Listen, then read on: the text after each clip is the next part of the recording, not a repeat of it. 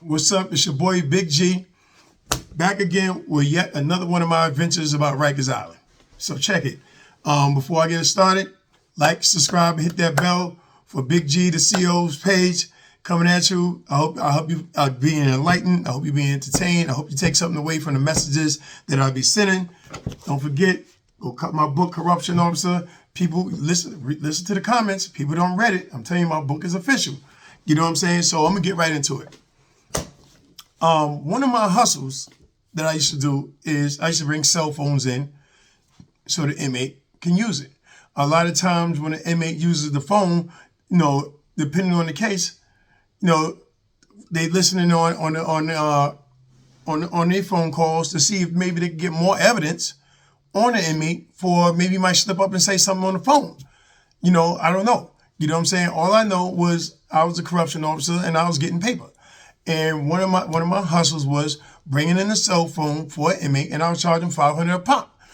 Depending on how important that phone call was for you, $350, $500, but it wasn't under $300 that I was doing, letting you, rock on the jack. Obviously, you had something that you wanted to say that you didn't want to say on that city phone. So one particular time, I'm going to an inmate's, I think it was his aunt Titi, his Titi. Going to his TT house to get my money. You know what I'm saying? And so I arrived there. I knocked on the door, and she came to the door. Most of the time, they already know. They already know what it is. So I expected her to give me my money, and then I could be on my way because I already had the cell phone. Like I said, the cell phone was like one of those small, compact phones. I call it a throwaway because it was small like this, little flip phone. And at the time, you could buy minutes to put on the phone. So I will buy a card, about 10, 15 minutes, sometimes 10 minutes, because I really didn't want to rock with it too long because other inmates is nosy, and I don't need to know other inmate to find out that, this inmate got a phone. So I knocked on her door. She come to the door. She ain't got nothing on but a T-shirt and no bra. You know what I'm saying? One of them wife beater T-shirts and no bra. So I was like, oh, okay. She was about 50 years old, but she was still good for an older Spanish woman. You know what I'm saying? I was Smashington. That's the first thing I said to myself, but I was like, I'm here for the business. Hey, what's going on? Blah, blah, blah. So she invited me in. So I guess she didn't want to do things in the hallway, which is cool with me. So I stepped in. I wasn't worried because I had a badge and a whole 16 in the clip, one in the chamber. So I wasn't worried about it.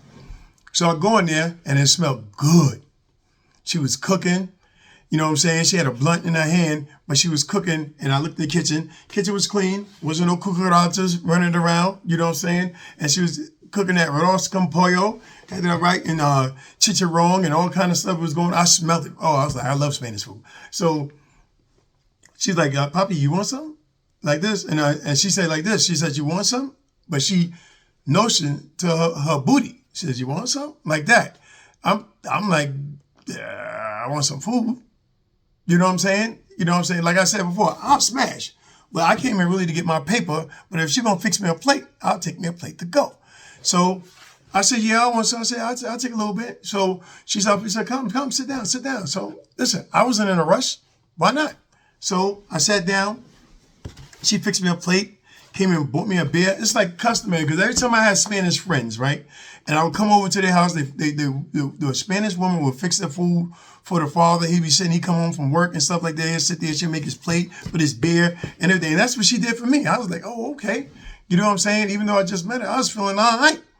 So now I'm sitting there drinking a beer, eating the food. This is good as hell, right? So she's sitting there, we get to talking and everything. She's about how she treats her man from her country, blah, blah, blah, this and that. So soon we move over to the couch.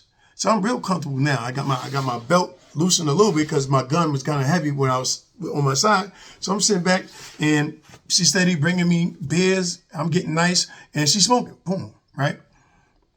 So then she started rubbing on my leg and everything. So I knew where it was going. I wasn't going to stop it. So she started rubbing on my leg and everything, right? So next thing you know, she get down between my legs, but she's talking to me. I'm drinking. I'm looking down at her and she's still smoking. Now, mind you, the kitchen was clean. Wasn't no roaches or nothing running around the kitchen.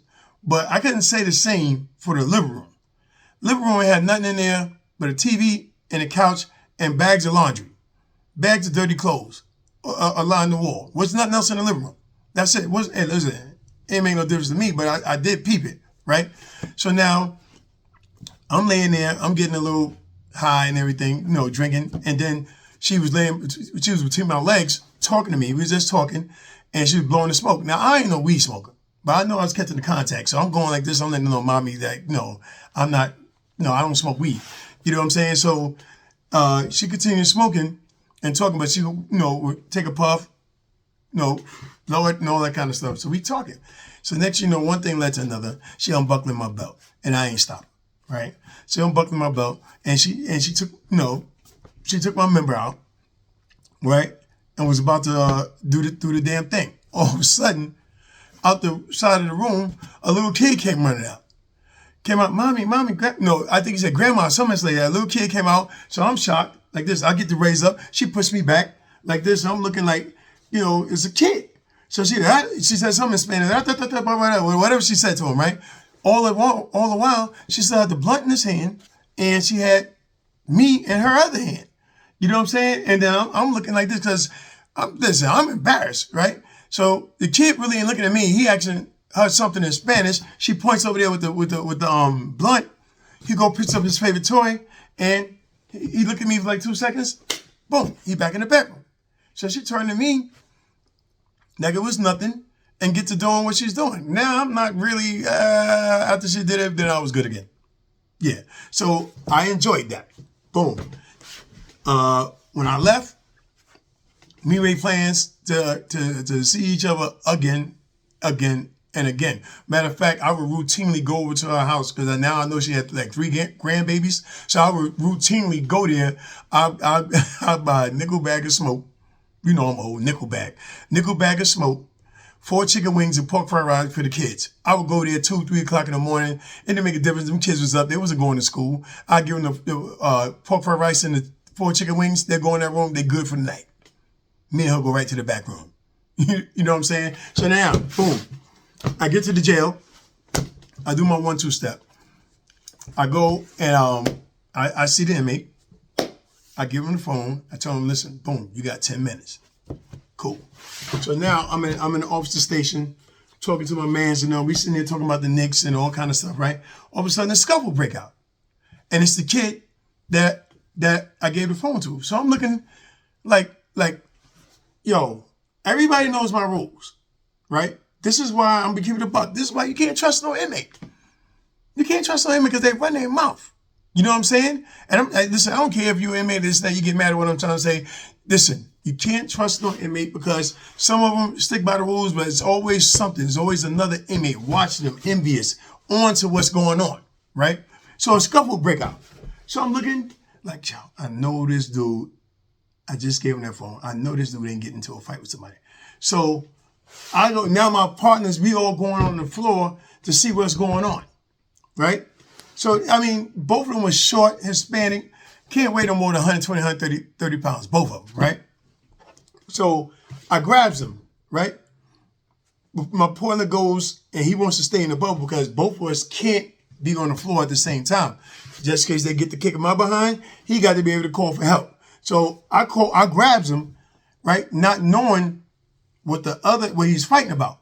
So I took one and I threw him in his cell because it was real light. And I grabbed him and said, what you doing? Right? So the other dude picked his head out and said something like, he won't let me use it. He won't let you use what? So I'm looking at him like, what is he talking about? Because he ain't supposed to know nothing about no phone or nothing. You know what I'm saying? The people who I rock with, they already know how to carry themselves. They already know how I get down.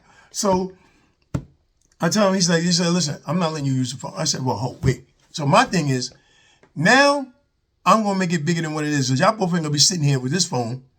Not with me. So boom, I told one inmate, get in his cell. I told him, give me the phone. Give me the phone. So he gave me back the phone. You know what I'm saying? Cover my behind. Put it in my pocket. I said, you dead. You know what I'm saying? You dead. I don't care. You dead. You know you weren't supposed to run your mouth. Boom. So I walks off. I get back in the station. Next thing you know, they getting it in. Now they going to pound town. They fighting. So now me and my partner got to come out there. So we go out there. Now my partner, again, he got to get involved, but he can't come on the floor. So I go, I'm telling you, they light. So I grab them both like this. You know what I'm saying? And I'll break up the fight. But now it's an issue. They don't for it. My partner don't peeped it. I'm not worried. I got the phone in my pocket, so you can say what you want to say. Boom. I get him in the hallway. So they still going back and forth. Still going back and forth. He mad because he won't let him use the phone to call his girl, blah, blah, blah. But they not saying that. They talking in Spanish. Good thing me and my partner both was black, right? So I'm tight now. I'm tight because I don't care about none of your phone call. You about to blow me up and get me in some ish. So I got him against the wall. I said, put your hands on the wall. Both of them got their hands on the wall. So my partner is searching the one that he had to fight with. I ain't worried about searching this fool. I'm just mad because he already know, and he gonna call home to the CT and she gonna tell him what I did. You damn right. I'm mad because now you try to blow me up. You know what I'm saying? You trying to, now other inmates probably gonna know because they're gonna be talking. And now your aunt probably gonna give me no toppy 10 because now I ain't give you the phone. That's why I'm really mad. But so now I got him with his hands on the wall and I'm holding him because I'm cocky because he a little Negro. He's about 5-something, 120 pounds. So I'm talking about bantamweight, super bantamweight. So I'm holding him like this and I'm talking smack to my partner. Yeah. Boom. Take them down to the clinic. Let's keep them separated because you got to keep them separate. Now they don't show you that they will fight. So I said, keep them separated. So now he keeps them separated and he was about to walk out with her. So I'm like, yo, man, I'm looking at, I should really rock you, brother. I'm talking mad joint. I turn to go talk to my partner again. Now, you hear nails. You ever hear nails scrape the wall like somebody scraping their nail on the wall? That's the last thing I heard. Boom. I heard that, right? So next thing you know, I'm looking. And I'm looking. I'm looking at some shoes now. And they Timbs. They Timberland boots. And I'm looking at these boots. And I said, Dad, them Timbs look just like mine. Because they was. This fool came off that wall like this with his fist. Clocked me. He clocked me so fast, so hard, knocked me off my boots. You know what I'm saying? So I'm looking at my boots floating in the air. At the same time, I'm going down on my back. Not like it's like surreal. Like I'm looking at myself, my boots floating, and I'm floating down. I landed straight on my back, right? And I'm gonna let you know. I'm gonna say I was dazed. I'm not gonna say I was totally knocked out because it went by fast. But all I remember is jumping up. I ain't have my boots on. This dude. Now, the mirror leaf done came. They don't tackle this dude. I'm getting up, trying to find my Timbs. You know what I'm saying? Trying to put my boot on and everything. I can't believe that this dude just knocked me out. Straight on my back.